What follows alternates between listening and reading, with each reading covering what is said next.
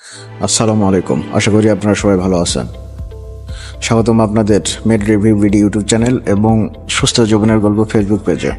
আজ আমরা কথা বলবো এমার্জেন্সি কন্ট্রাসেপটিভ পিল ইমকোন-1 এবং নরিক্স-1 সম্পর্কে।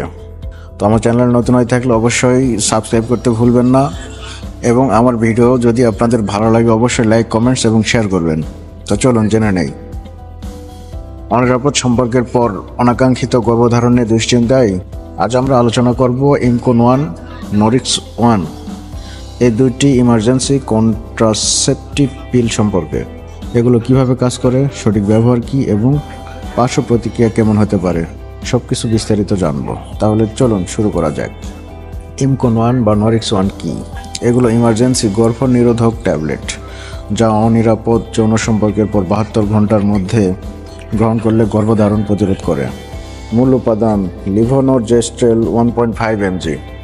ইমকোন-1 এবং নরিক্স-1 রেনেটা এবং এসএমসি কোম্পানি প্রস্তুত করে থাকে। ওষুধের কাজ এবং কার্যকারিতা: ওভুলেশন বা ডিম্বাণু দেরি করিয়ে দেয় বা বন্ধ করে দেয়। শুক্রাণু জরায়ুতে প্রবেশ বাধাগ্রস্ত করে, জরায়ুর আবরণ পরিবর্তন করে যাতে ভ্রূণ স্থাপন না হতে পারে। চলুন জেনে নেই এটি কখন ব্যবহার করবেন বা খাবেন। অনিরাপদ যৌন সম্পর্কের 72 ঘন্টার মধ্যে গ্রহণ করতে হবে। সাধারণত একটি মাত্র ট্যাবলেট গ্রহণ করতে হয়। যত দ্রুত খাবেন তত বেশি কার্যকর হবে। সতর্কতা: এবার চলুন জেনে নেই ওষুধের সতর্কতা সম্পর্কে। এটি নিয়মিত যৌন নিয়ন্ত্রণ পদ্ধতি নয়।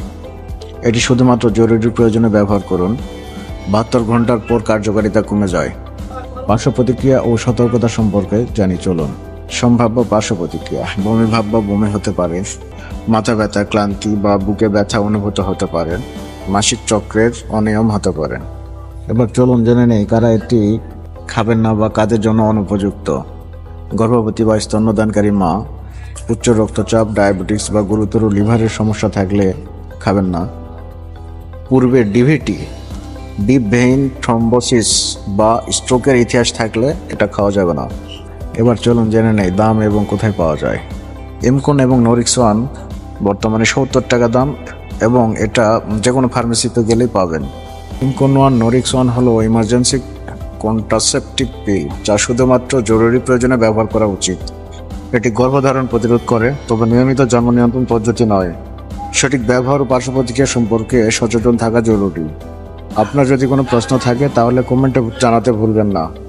ভিডিওটি উপকারী মনে হলে লাইক, কমেন্ট, শেয়ার করবেন এবং চ্যানেল সাবস্ক্রাইব করতে ভুলবেন না।